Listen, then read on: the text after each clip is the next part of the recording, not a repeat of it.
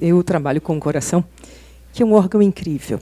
A partir de mais ou menos 12 semanas de gestação, ele já está pronto para nutrir todos os demais órgãos do nosso corpo, nos permitir viver, crescer, amar, ser felizes.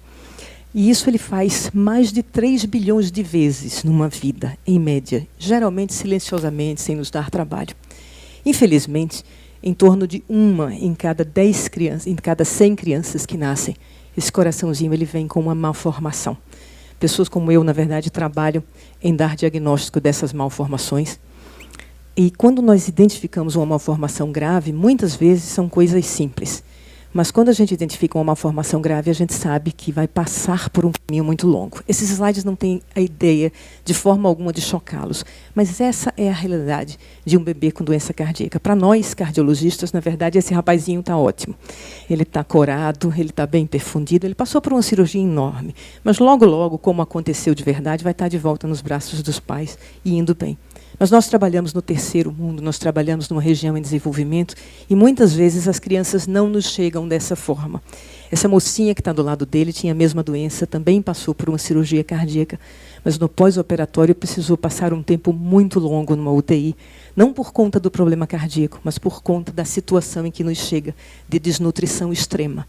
Essa é a realidade que nós que trabalhamos com o coração nesta parte do mundo vivemos. E é muito difícil orquestrar as fases que essas pessoas precisam passar. Em qualquer uma dessas duas, mas evidentemente muito mais naquela criança que vem mais sofrida. É como se a gente tivesse que botar uma grande orquestra para funcionar. E a gente acredita que onde há um desejo, há um caminho. Mas a gente sabe que muitas vezes é difícil. É como se você tivesse que montar uma grande orquestra sem ter todos os músicos, sem os músicos estarem treinados, sem ter todos os instrumentos necessários. E isso é muito mais difícil ainda porque a gente hoje vive num mundo completamente globalizado. Na verdade, a gente tem resposta pré-moldada para tudo. Então, onde tem um problema, alguém já tem a solução pronta. Tá, o problema está a solução. Às vezes dá certo, mas às vezes não é exatamente isso que a gente vê. E alguns problemas são menores, as soluções não encaixam, maiores e tudo. Será que, às vezes, algumas dessas soluções não estão sendo desenhadas por pessoas que nem viveram os problemas e a gente está tentando adaptar essas soluções? E aí a gente se pergunta, e se nós pudéssemos fazer diferente? E se nós pudéssemos montar a orquestra, se nós pudéssemos identificar qual a melhor música para tocar naquela situação, qual os melhores músicos, qual o seu talento, e, na verdade, trabalhar junto esses indivíduos para encontrar soluções. Nós acreditamos que isso pode ser feito. Na verdade, nós costumamos chamar a isso de Legos, pelo acrônimo de liderar, empoderando os grupos para otimizar soluções, mas também realmente pela ideia do brinquedo, a ideia de tentar ir montando soluções através de pequenos blocos, onde a gente, antes de tudo, coloca as pessoas em conjunto, agrupa as pessoas, forma grupos para analisarem o problema e aí, na verdade, serem empoderadas com as ferramentas necessárias. E essas ferramentas podem ser tecnologia, pode ser algum aspecto de ensino, mas muitas vezes é uma cultura diferente. É aquela cultura que faz com que as pessoas se sintam coparticipantes, corresponsáveis, e que todos numa cadeia, todos numa equipe de trabalho, se sintam responsáveis pela solução final daquele modelo, que pode até não ser o modelo que a gente estava pensando, ou a solução que a gente estava pensando, pode tomar outras formas, pode ser diferente, mas que talvez seja muito melhor para aquela situação que nós estamos enfrentando. Então, eu vim aqui hoje para falar para vocês de uma experiência Legos que se iniciou 6 anos atrás, entre 2 estados do Nordeste do Brasil, um deles que não tinha, na época, ainda uma estrutura para tratar crianças com problemas cardíacos. Então, nós tínhamos, na verdade, uma região com mais ou menos 4 milhões de habitantes, 56 mil quilômetros quadrados, e tínhamos que identificar os músicos da orquestra para trabalhar juntos. A primeira etapa, é claro, foi conectar esses músicos, o que fizemos com uma rede de telemedicina, nenhuma tecnologia diferente, tudo que já existe, mas conectamos vários centros para trabalhar juntos.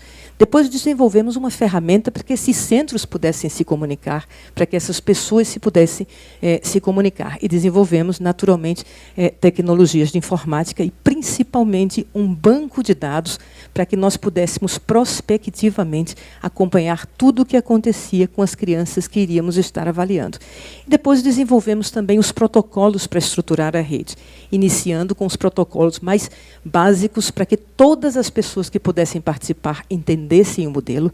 Depois, trabalhando especificamente na área de cardiologia e fazendo protocolos para as enfermeiras que fazem uma triagem básica quando o bebê nasce, e a gente sabe que temos enfermeiras em todas as maternidades. Depois, quando essas crianças, pelas enfermeiras, parecem ter algum tipo de problema, elas passam para uma segunda triagem, onde um médico pediatra faz um exame do coração, sendo guiado por telemedicina dentro daquela rede por um cardiologista. Depois estabelecemos 3 ambulatórios no estado para que a gente pudesse acompanhar essas crianças e, finalmente, a nossa equipe cirúrgica concordou em se deslocar uma vez por semana para fazer as cirurgias dos bebês identificados. A orquestra começou a tocar em janeiro de 2012. Estamos com aproximadamente 6 anos de trabalho conjunto. Nesse período, essa equipe fez um trabalho de triagem de nível 1 de quase 180 bebezinhos. Desses aí, mais ou menos 12% achou que poderia ter problemas cardíacos e pediu a triagem de nível 2, e a cada 2 desses, um bebê foi identificado, mostrando como a gente, quando organiza o recurso humano dentro do sistema de saúde, a gente consegue melhores resultados. Muitos atendimentos clínicos foram feitos e mais de 500 cirurgias, o que ainda é bem aquém daquilo que nós gostaríamos, mas muito mais do que tinha sido feito até então. Quando nós fomos olhar os resultados, muito rapidamente, a gente viu que esse estado tinha uma detecção de doenças cardíacas que era inferior àquelas reportadas ao continente, pelo continente africano. Depois que a rede começou a trabalhar em equipe, o nível de detecção subiu para ficar semelhante à América do Norte, semelhante à Europa, dentro do mesmo estado. Mas aí, nessa fase, nós vimos que só estávamos pegando as crianças pequenas. E como o modelo Legos é um modelo plástico, nós discutimos como fazer para pegar crianças maiores. E aí a primeira inovação se chamou Caravana do Coração, uma grande ação onde vários profissionais seguem para visitar e triar crianças no estado. Essa inovação também mudou muito e saiu da cardiologia para várias outras áreas, deixou de ser somente cardiologia, para outras áreas, deixou de ser somente assistência, para também cuidar de capacitação de vários profissionais. Muitas coisas acontecem. Essa caravana ela é tão carismática que você precisa estar lá para sentir. Tem pessoas que acham que a caravana é toda a rede, na verdade. E delas surgiram muitos projetos novos, como Famílias do Coração, um grupo de pessoas que, através da música, procuram repassar conceitos de saúde para essas famílias e trabalhar um pouco o lado educativo e o lado social deles juntos. Mas a caravana, quando nós fomos no interior, descobrimos um outro problema. Também era difícil para aquelas crianças que moravam lá na ponta chegarem até os ambulatórios que nós tínhamos estabelecidos nas 3 cidades principais. E aí foi novamente feita uma discussão e uma nova inovação veio à tona. Chama-se ecotáxi. O que é um ecotáxi? Nós abrimos novas salas do coração em cada uma daquelas cidades pequenas, onde o trabalho da rede é realizado. Chamamos os médicos, as enfermeiras, fizemos um treinamento e, em seguida, compramos 3 lotes de equipamentos de cardiologia e colocamos em malas grandes. Essas malas, na verdade, nós colocamos para seguirem no estado. Na primeira semana, cada uma vai para 3 cidades, mais 3 na segunda, na terceira semana, na quarta semana. Em um mês, 12 novos ambulatórios de cardiologia são realizados com apenas 3 lotes de equipamentos, com supervisão por telemedicina. E, com isso, muitas crianças que precisavam se deslocar não mais o fazem no estado e conseguem ter sua assistência localmente dentro disso. Houve outras expansões dentro dessa rede. Ela começou com cardiologia, mas logo nós vimos que podíamos ajudar outras crianças. E isso deu origem a uma rede de perinatologia, onde hoje todas as crianças que nascem têm uma supervisão de um pediatra que fica também por telemedicina trabalhando. Eles fazem capacitação, fazem treinamento, fazem regulação. Nós ouvimos recentemente sobre esse assunto. Em 2015, a rede teve um outro grande desafio, exatamente o surto de microcefalia. A Paraíba foi o 2º estado mais afetado por esse problema, e essa equipe se reuniu e fez um treinamento para que aquilo que estava sendo feito para a cardiologia pudesse ser passado a ser feito para as crianças com microcefalia, que agora são seguidas pela rede dentro desse ambiente. Poderia dizer muito mais coisas a respeito dessa rede, um banco de dados de quase 200 mil crianças, talvez um dos maiores nessa parte do mundo em questão de dados médicos, mas eu queria rapidamente mudar o foco antes de encerrar para tentar passar para vocês um pouco o dia a dia do que é viver essa rede. E no domingo, enquanto eu estava pensando em o que dizer aqui hoje, eu recebi uma mensagem que vou rapidamente passar para vocês. São textos meio cansativos, mas eu vou dizer rapidamente o que aconteceu. Eu recebi uma mensagem no Skype pedindo ajuda sobre um paciente. Existem ambientes próprios de rede, mas principalmente finais de semana e noite se usam Skype, se usam WhatsApp. Eu passei adiante e fui ver de onde vinha essa mensagem, de um pontinho lá adiante, uma cidade de 20 mil habitantes no interior do estado, uma criança extremamente grave. Eu passei, então, um pedido para que as pessoas pudessem nos ajudar com essa criança, e eu peço a vocês atenção, o horário. Isso é um domingo de manhã, às 9h30 da manhã.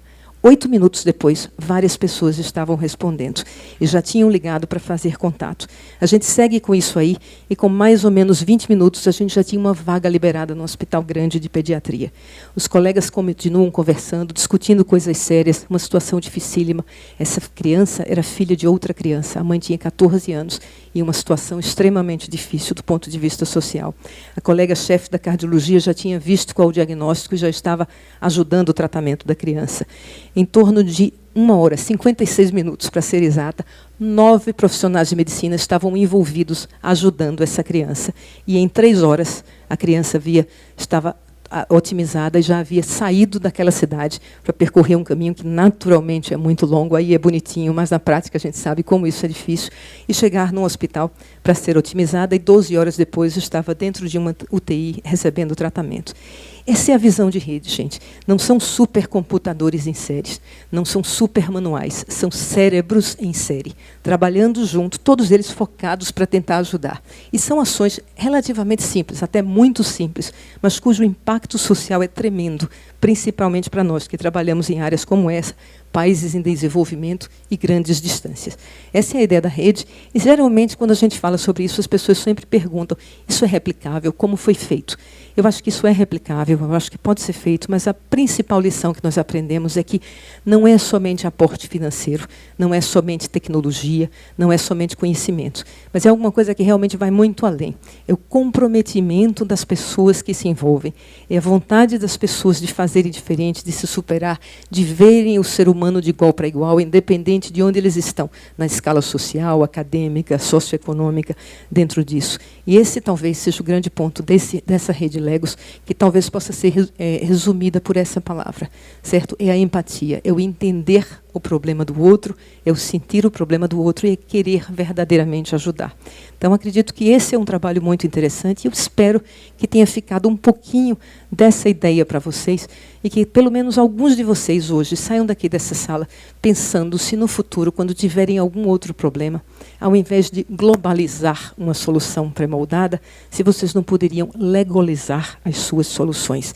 E se a gente não poderia, como tantas outras pessoas em tantos espaços pequenos do Nordeste do Brasil, começar a colocar pessoas juntas, a colocar cérebros juntos e a criar novas e talvez melhores soluções para esse tipo de problema, e com toda essa alegria que essas pessoas têm. E aqui eu peço licença para o padre e filósofo gaulês chamado George Herbert, que era o autor original da frase "onde há um desejo, há um caminho", para terminar dizendo que, com empatia, onde há o desejo, encontra-se o melhor caminho. Obrigada.